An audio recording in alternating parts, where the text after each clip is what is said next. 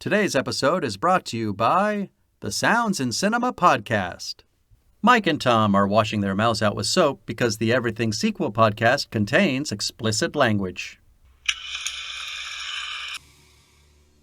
Hello and welcome to the Everything Sequel podcast. This is the Rambo edition. We are pitching sequels today. My name is Michael Shantz of the How Dare You Awards. Joining me, your friend and mine, urban cowboy himself, Tom Stewart of Lonesome Whistle Productions. Say hello, Tom. Are you lost, old man? You talking to me? Or is that a quotable? Well, that's what the cartel guy says to Rambo. It's a good question. It's a perfectly valid question in the moment, isn't it? It's in screenwriting terms, it's like, should you be making this movie, Mr. Stallone? Right. Yeah. And that applies both to Frank and Sylvester, as we covered in the past episode. Mr. Stallone. Yes. We're talking to both at once. I'd love it. They should have just given Stop Frank talking yourself out of our pitches making its way to the big screen, man. They should have just added in Frank as a, in like a bad Mexican mustache and a sombrero so he could kick the shit out of his brother in that scene. Like there's just one would have totally changed the direction of that movie. There was just one extra who looks like Speedy Gonzales, who's Frank Stallone, who just wanted to be in the scene so he could kick the shit out of his brother.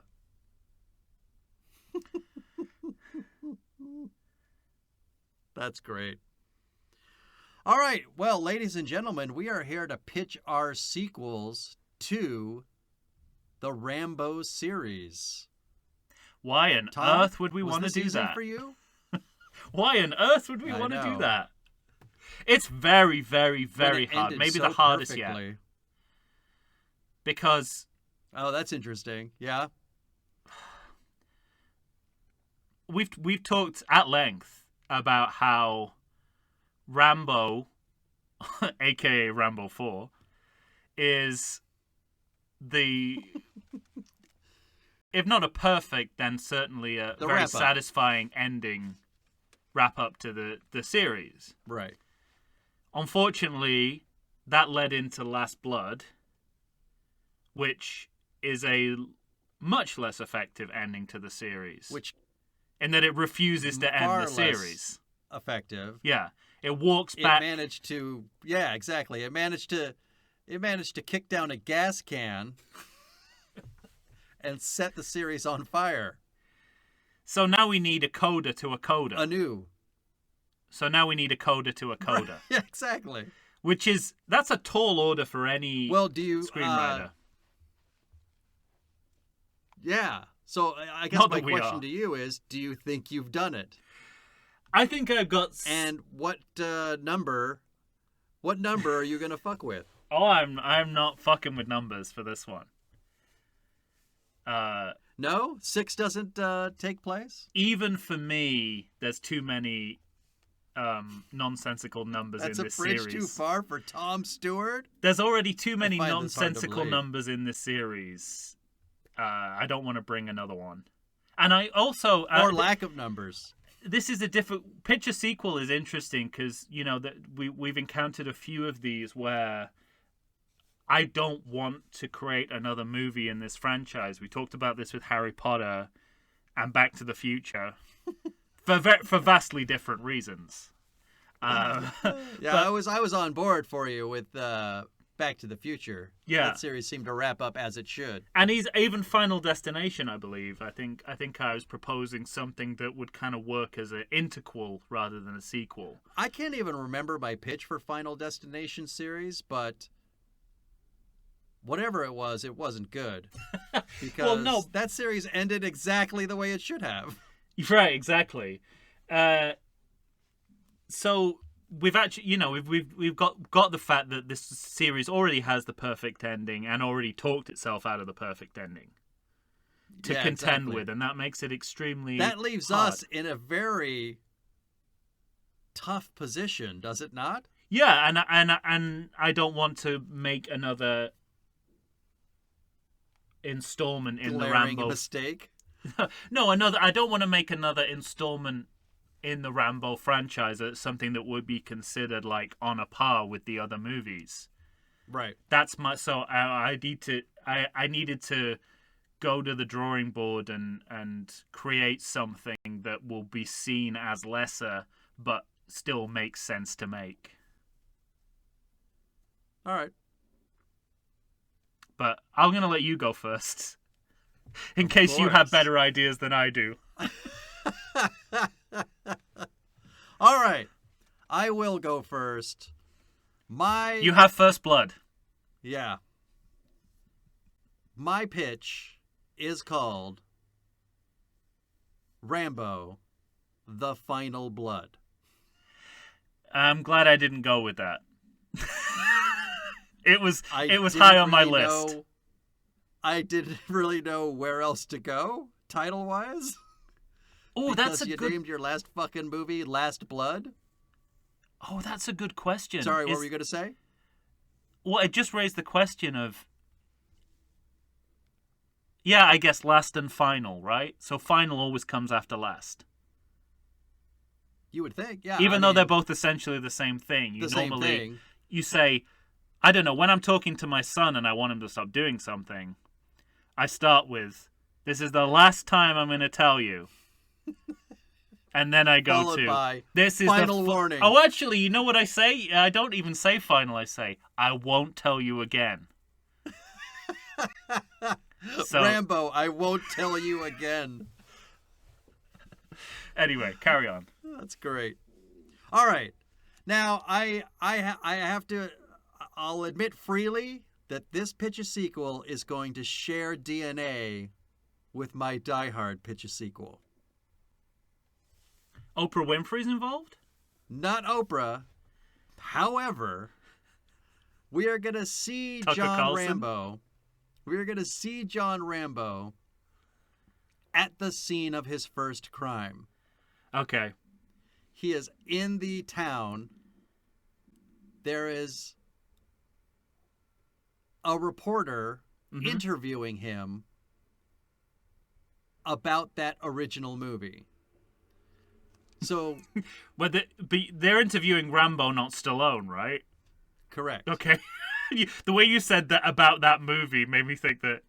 Are you doing some kind of? Are you doing like Wes Craven's New Nightmare on this? New Nightmare.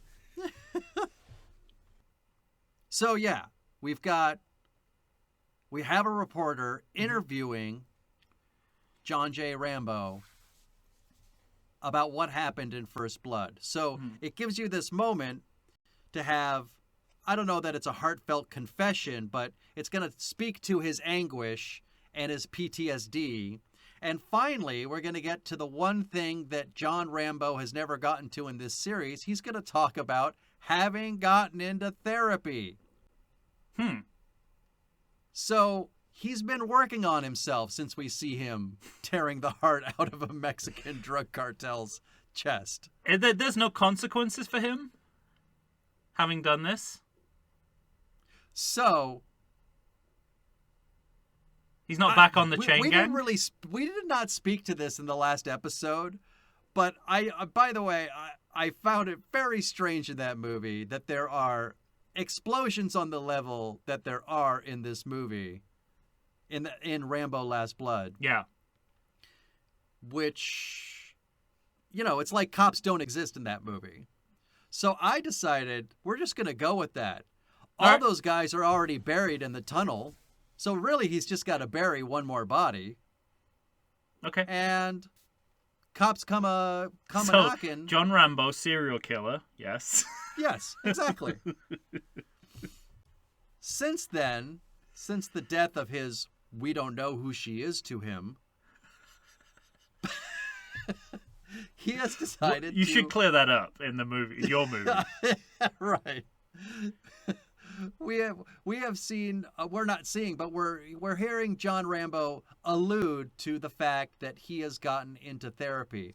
One of the reasons I wanted to go down this road was in this time, now when First Blood first came out,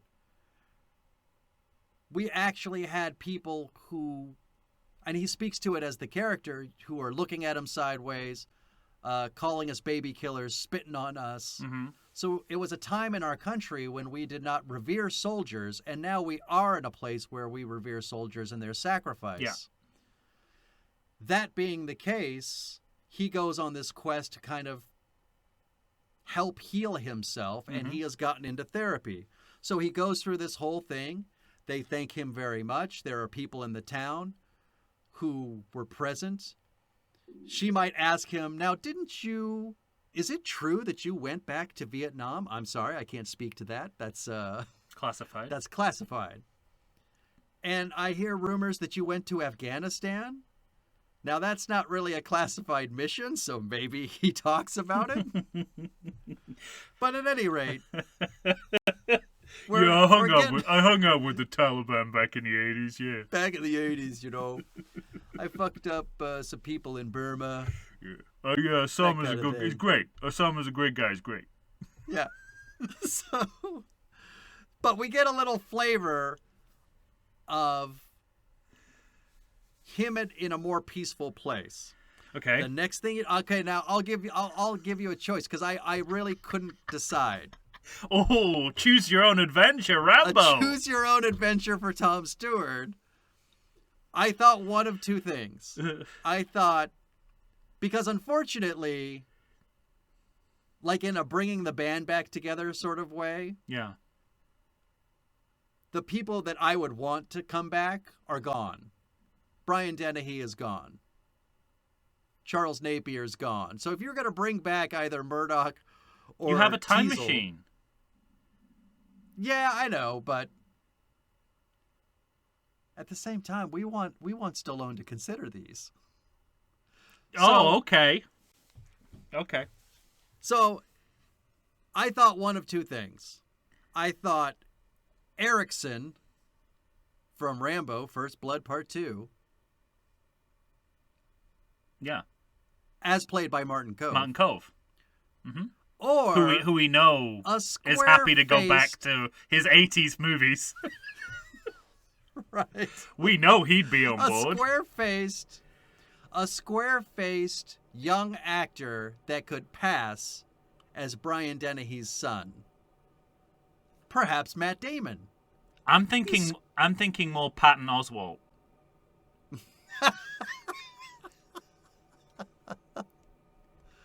Oh, he's too affable. Plus, the part of my story where this kicks off is whoever the character is, they kidnap him. Yeah. They kidnap John J. Rambo. Yeah, I like where you're going with this. Mm-hmm. They're going to torture him. Mm-hmm. He escapes. And because we're in the same town, the next thing you know, we're in those tunnels again. John J. Rambo is actively trying to just outrun his pursuers, and he does not want to hurt these people. And now old John and new John are forced to confront whether or not he loses his shit and has to kill people. Yeah, and he's being like he's having the same pricks from First Blood poking the bear. Right. Yeah, exactly. Yeah. So you have that, and then I also like the idea of him getting into those tunnels again and making it a really claustrophobic movie. Mm-hmm. And there you have it.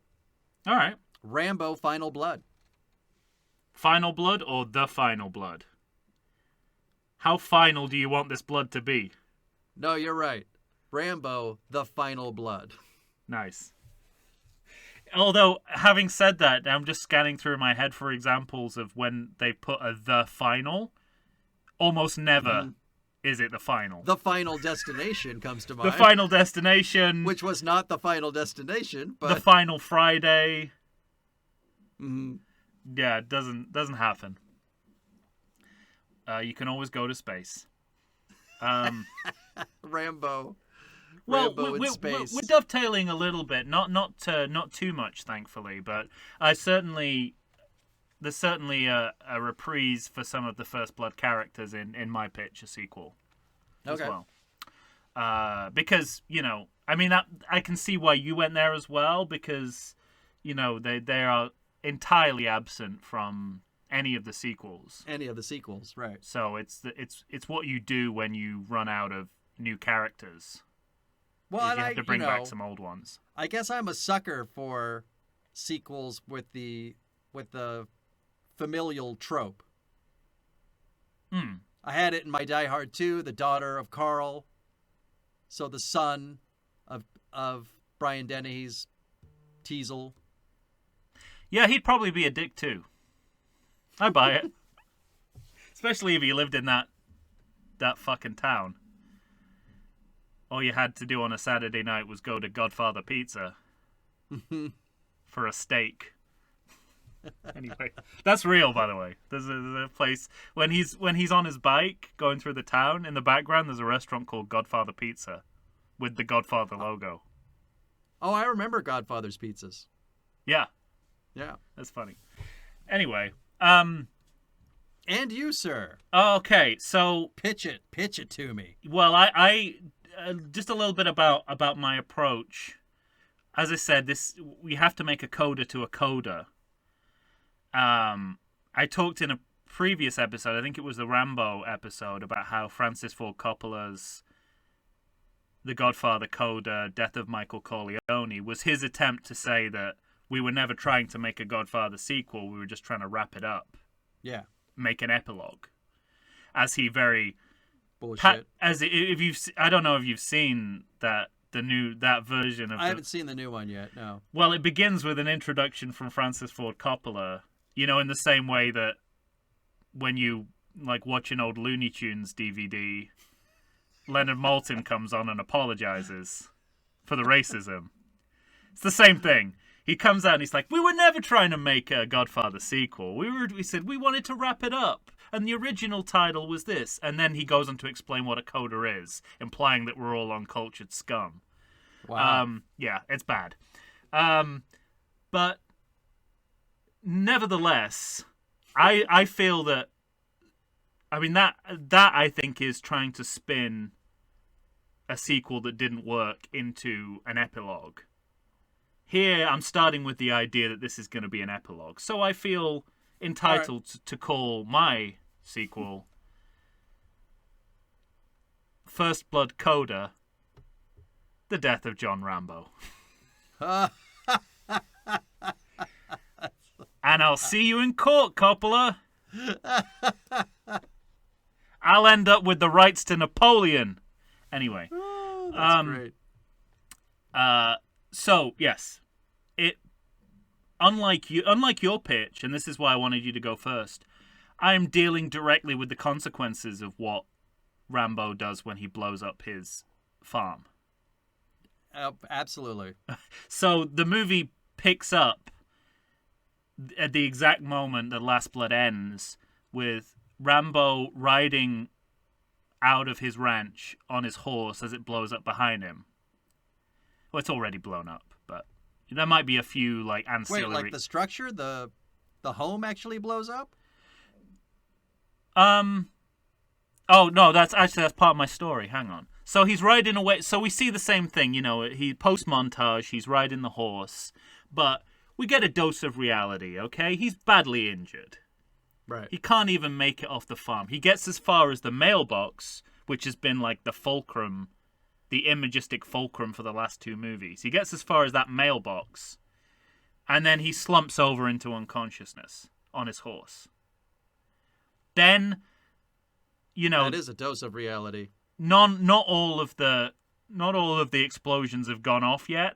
Apparently, we find out, and so there's one big one left to go. It goes up. The horse goes crazy. Bolts. Again, we're working back the TriStar logo into the movie. The horse bolts, and the horse goes back to where Rambo got it from, which is like a horse farm, like the one in View to a Kill. I don't know if those places really exist, but let's assume they do. And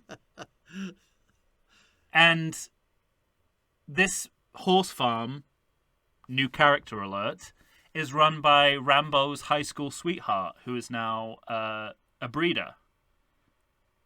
Hey now. And the horse just goes back there, it's like muscle memory of like, this is where I came from, this is where I'm going. But he doesn't fall off of it? No, he's unconscious the whole time. But on the horse? Yeah, it's pretty close by. It's like a few miles away. Okay. Yeah. Well, yeah, we know Stallone / Rambo is a good rider, so even in unconsciousness, he can hold on to a horse. Okay. As well, it bolts. So she finds him. She's like, "Oh my God, John, what's going on?" She does a Paz Vega on him and takes him in, to deal to his wounds. Luckily enough, the veterinarian who was dealing with one of the horses is just leaving and just finished with one of the horses. And, she says, come and tend to this man. And, if I could get DeForest Kelley to do this, I would, but I don't, even with our time machine, that's a push. He'll say, I'm not a doctor, I'm a vet. And then, let's call her Sally, Rambo's high school sweetheart. Let's call her Sally. Turns to the veterinarian and says, "So is he's a vet too." So the doctor takes out the bullet or the shrapnel or whatever, stitches him up. Meanwhile, like Rolling News is running with the story of the septuagenarian man who blew up his own farm. It's on all the cable stations. So while he's unconscious and recovering, Sally's kind of seeing this all on TV. She knows that's Rambo's farm. She knows that they're looking for him. We cut away. Presumably, they can follow a blood trail to her farm. we cut away to the actual one of the more conservative news stations that are covering this stories, like a Fox News or a One America. And then we go to where this is being watched, and Brian Dennehy's Teasel, now a retired elderly gentleman, is sitting in his armchair watching the conservative news station. He sees that it's Rambo. He calls into the station. I like that we both had Brian Dennehy on our minds. He calls into the station. And he's like, "Get me on your show. I know all about this Rambo guy. I can tell you what's going on." So that's happening. Meanwhile, Sally's saying, "Look, John, they're looking for you." He's like, "No." He's starting to regain consciousness after a day or so. Rolling News is still going with the story where the manhunt for Rambo. And he's like, "No, I gotta get out of here. I gotta go." And he's like, "Gotta get on the road," because that's all he knows how to do in a crisis. And she's like, "Look, everyone is looking for you. You won't get within a mile of here.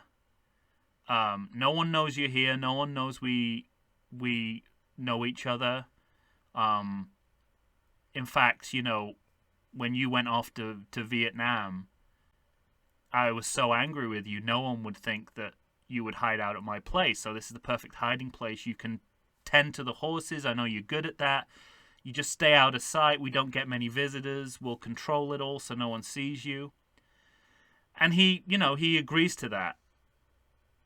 All right. And then, we're going to get a time jump soon to so all of Rambo's scars heal, basically. And he's back to full health. But before that, we see Brian Dennehy on this news network as a contributor, talking shit about Rambo and everything that happened in First Blood, and, saying that it's like, and he worked for the Taliban, and he's anti-American, or, using his resume against him in a way that a conservative news network contributor would. And the one thing we see before the time jump is that David Caruso's Mitch, who you might remember from First Blood, was the cop who was kind of on the fence about torturing suspects. Right. Didn't feel great about it. Didn't feel good about it. Is now the sheriff of that shitty little town. And he's in a bar, and Teasel comes up on the TV, and the the bartender saying, "Hey, look, it's your old boss on TV. What do you think he's gonna say?" And Mitch is like, "Well, I don't think he's gonna talk about how he lost his police pension for torturing suspects." And then there's a reference to something which will come back later. He says, he's like, you say you're like the only cop in town who's never taken a day off in however many years. Like, when are you gonna take a holiday? And he's like, when crime does. And that's it. That's like, that's the last we hear of that. Time jump to like a year later. Rambo's working at the horse farm, keeping out of sight. He's like glued to rolling news, and like the conservative news stations are still running with the manhunt for Rambo. They've got however many days it's been. Brian Dennehy is now like a pundit on this conservative news show. And Sally's saying, "Why are you watching this? You're just torturing yourself watching all this coverage." And he's like, "It's the best way to find out how close they are." And he's just like watching it day in, day out. And the wrinkle, the breaking news in this, we suddenly, after a year of coverage, get the breaking news, which is that Gabriella's grandmother has been killed in Mexico. And the cartel have claimed credit. And whoever's taken over the cartel from the two brothers that Rambo killed, maybe another family member, we'll work that out later, is pulling the same gig. He's like, here's where we are. We just killed this, your last remaining relative, possibly. As far as we know. Come and get it, like, same thing he did in Last Blood, come and get us. And Rambo wants to take the bait. He's not told Sally that he's seen this, and she realizes that suddenly he's gone. And he's heading for the Mexican border. But instead of going over the border, where obviously he'd be caught, he's going to try and go through the mountain range on the Mexican border, which is called the Pajarito Mountains. He's going to go over... Did you look that up? Yeah, I did. Nice. Luckily, there is a mountain range between Arizona and Mexico. And he wants to go over that. But, Rocky IV style? Exactly, Rocky IV style. He wants to climb that climb the mountain over. Unfortunately, he's spotted. The police, the news networks, everyone is kind of crowding. And then the final act of the movie is him on the mountain with the police surrounding him, and it's like a hostage situation. We've also had a scene where Mitch, a year later, goes into the same bar, and there's a whole funny bit where the bartender gives him a contract from all the like criminals in town, saying that they're gonna not commit crimes so he can take a vacation. He goes to the airport, going to like wherever, the Bahamas, and so let's just remember that. Brian Dennehy is like helicoptered in for this news network to You're leaving plot point breadcrumbs. Just remember Brian that. Dennehy's like, helicoptered in as a journalist for these, right-wing news networks to cover the situation. He's giving the police shit. Just go and fucking shoot him and kill, like machine gun him. He's a danger, all that sort of stuff. And there's just this media circus growing around the mountain where Rambo's hiding out, and obviously that brings in the Christian missionaries from Rambo come out, and they create like a human wall of protest saying, this man saved our lives, he cares about human beings, don't believe what you've heard. Some of the surviving POWs that he rescued from First Blood Part 2 turn up. They're saying the same thing. It's like, you'll have to get past us before you go in there. And then we're getting the whole band back together. We've had another cutaway to Mitch at the airport, and he's what he sees on the TV in the airport, what's going on, and he looks like he's going to change his flight to go to Arizona. And so Mitch turns up, and we have David Caruso has this great monologue, which if he's not phoning it in like he did with 10 years of CSI Miami, he'll do really well. Hopefully NYPD Blue David Caruso turns up, not CSI Miami Caruso, saying, look, we made mistakes. We turned you, we made you this. It's Teasel's fault that you're the way you are, that, you were persecuted. He basically says, we were wrong in what we did. Come down. We'll make sure you get a fair trial and that your side is heard. These guys are bad hombres, whatever it takes to get them down. And then Rambo, he agrees. Like, he finally agrees to come down. And then Teasel has a concealed weapon.